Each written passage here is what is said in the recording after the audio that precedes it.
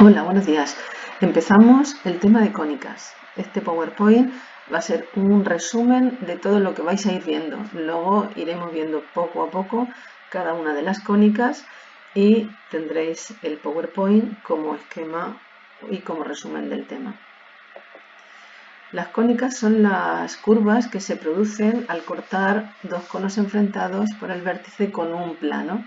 Si el plano es paralelo a la generatriz, pues la curva que se observa es una parábola. Si el plano es perpendicular al eje de simetría, la curva que se observa es una circunferencia.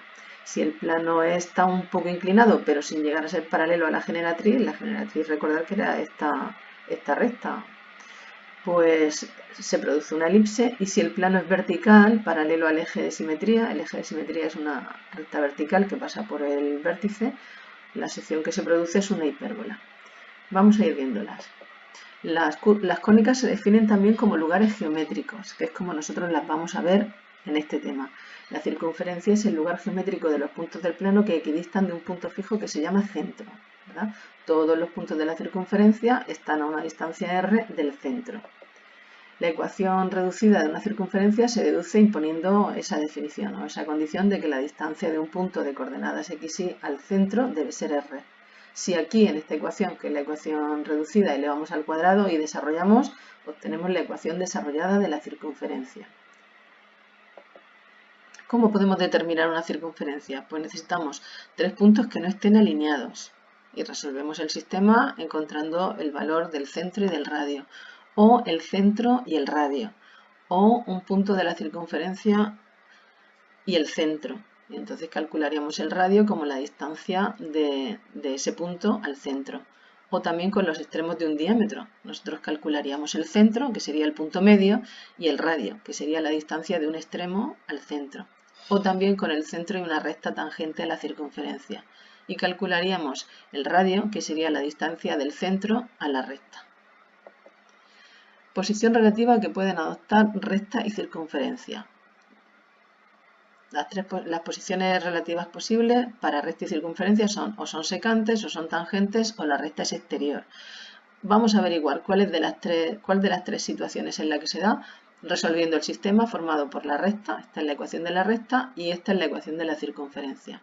Si la recta es secante a la circunferencia, la solución serán dos puntos. Es decir, cuando digo dos puntos me refiero a un valor de x y otro para y, un punto, y otro valor para x y otro para y, el otro punto. Si la recta es tangente a la circunferencia, la solución del sistema será un único punto, es decir, encontraremos un valor de x y un valor de y. Y si la recta es exterior a la circunferencia, el sistema no tendrá solución, será incompatible. Posición relativa de recta y circunferencia. Comparando la distancia que hay del centro a la recta con el radio, podemos averiguar cuál es la posición relativa. Si la distancia del centro a la recta es mayor que el radio, la recta es exterior. Si la distancia es igual al radio, la recta es tangente. Si la distancia es menor que el radio, la recta es secante. Hasta el punto, en este caso, la distancia es 0. ¿Verdad? Es que la recta, por tanto, pasa por el centro. Posición relativa de dos circunferencias. Bueno, pues echar un vistazo a esta diapositiva, no tiene mayor importancia, pero que veáis que si las rectas son exteriores, la distancia, bueno, en cada uno de los dibujos tenéis el radio de la circunferencia mayor en rojo, el radio de la circunferencia menor en azul, y la distancia entre los centros es esa línea punteada. Entonces, si son exteriores, la distancia entre los centros es mayor que la suma de los radios. Si son tangentes exteriores, la distancia entre los centros coincide con la suma de los radios. Si son secantes, será esta situación. La distancia está es mayor que el radio mayor menos el menor, es mayor que esa diferencia, pero más pequeña que la suma de los radios. Si son tangentes interiores, la distancia, es esta línea punteada de aquí a aquí, coincide con la diferencia, de aquí a aquí, a este centro, la distancia, este trocito de línea punteada, coincide con la diferencia de los radios. El radio rojo está dibujado por aquí, pero también es la distancia de aquí a este punto, menos el radio azul, esa distancia es justamente este trocito de línea punteada, distancia entre los centros. Si una es interior a la otra, si movéis esta circunferencia hacia el centro, pues esa distancia se hace más pequeña, ¿verdad? Y la diferencia de los radios es la misma. Sería esa situación. Y si la distancia entre los centros es 0, las circunferencias son concéntricas. La elipse. La elipse es el lugar geométrico de los puntos del plano cuya suma de distancias a dos puntos fijos es constante. Los dos puntos fijos se llaman focos. Y para cualquier punto de la elipse que cojáis, si sumáis la distancia a un foco más la distancia al otro, siempre os va a dar la misma cantidad. Se mantiene constante. Los elementos de la elipse, pues aquí los tenéis. Los focos, en este caso están situados sobre el eje de las X.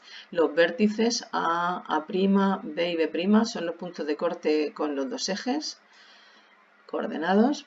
El eje focal, que es la recta que contiene los focos. El eje secundario es la mediatriz del eje focal, en este caso la recta vertical que coincide con el eje secundario coincide con el eje de ordenadas. El diámetro mayor es la distancia de A a A', el diámetro menor, en este caso es la distancia de B a B', y la distancia focal, que es la distancia de F a F'. Si la elipse es así, vertical, si el eje focal está sobre el eje Y o paralelo al eje Y, pues el diámetro mayor sería siempre la distancia que hay de un vértice a otro en la elipse, pero entre los vértices más alejados. La excentricidad de una elipse nos indica lo achatada que está la elipse, ¿verdad? Es siempre C partido por A. Como C, que es la distancia de un foco al centro, es menor que A, pues siempre el valor de la excentricidad va a ser positivo, pero menor que 1. Fijaros, en este caso la excentricidad es 0,38 y en este es 0,76. Está más achatada. La ecuación reducida de la elipse. Si el centro es 0, 0, pues ahí la tenéis. Y si el centro es x0 y 0, hay que restar a x y a y esos valores, ¿de acuerdo? Si A es mayor que B, el eje focal es paralelo al eje de las X. Es una elipse horizontal, podríamos decir. Y si A es menor que B, este denominador es más pequeño que este, el eje focal es paralelo al eje Y.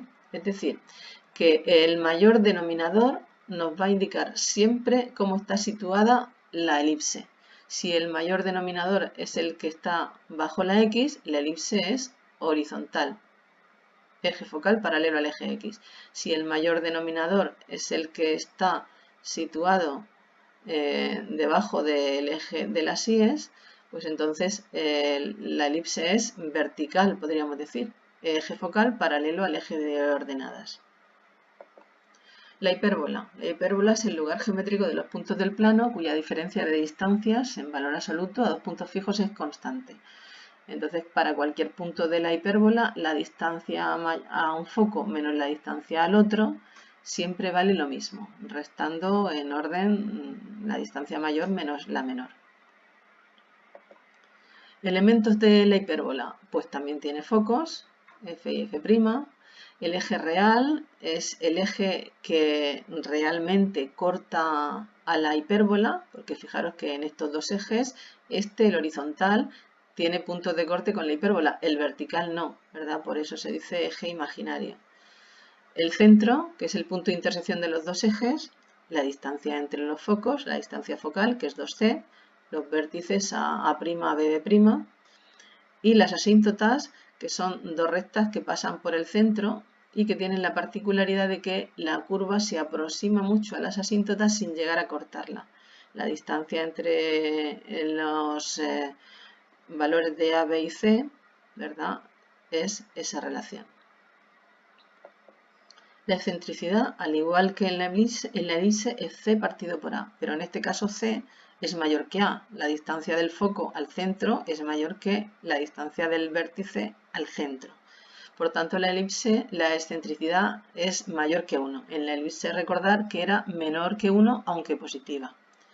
Fijaros la diferencia entre estas dos hipérbolas. En esta la excentricidad es 1,15 y en esta es 1,79. Cuanto mayor es la excentricidad, más abierta está, ¿verdad? La ecuación reducida de la hipérbola es muy parecida a la de la elipse, pero aquí están restando, ¿de acuerdo? Y si el centro es 0, 0, pues esa, y si el centro es x0 y 0, hay que restar como siempre hacemos x0 y 0 al valor de xy. Si los focos están sobre el eje de las x, pues el valor positivo de las dos variables x e y, la positiva, la que tiene un signo más delante es la x. Si los focos están sobre el eje, es una elipse, una hipérbola, o los focos están sobre el eje de las y, entonces la variable positiva es la y. El signo, por tanto, nos va a indicar un poco cómo está situada la hipérbola. ¿De acuerdo? La parábola es el lugar geométrico de los puntos del plano que equidistan de un punto fijo llamado foco y de una recta llamada directriz. ¿Qué relación hay entre la cónica parábola y la cónica y la parábola, la curva que vosotros estudiáis, que es la gráfica de la función cuadrática? Bueno, pues ahora lo vamos a ir viendo, pero os puedo decir que cuando la parábola tiene el eje de simetría, que es la recta que pasa por el foco y es perpendicular a la directriz, cuando el eje de simetría es vertical, pues la parábola es la que habéis estudiado, coincide con la función, la gráfica de la función cuadrática. Pero también la parábola puede tener su eje de simetría, como en este dibujo, horizontal, ¿verdad? Ahora veremos.